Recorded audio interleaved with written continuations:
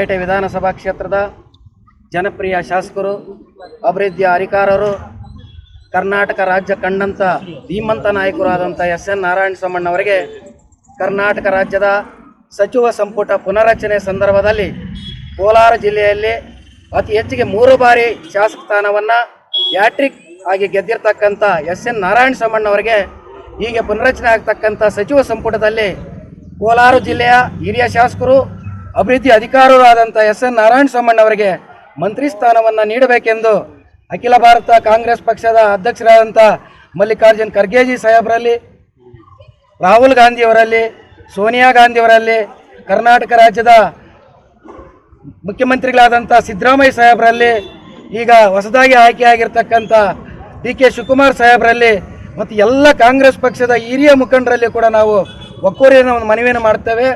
ಸತತವಾಗಿ 3 ಬಾರಿಯನ್ನು ಗೆದ್ದಿರ್ತಕ್ಕಂಥದ್ದು ಬಂಗಾರಪೇಟೆ ಕ್ಷೇತ್ರದ ಇತಿಹಾಸನೇ ಇಲ್ಲ.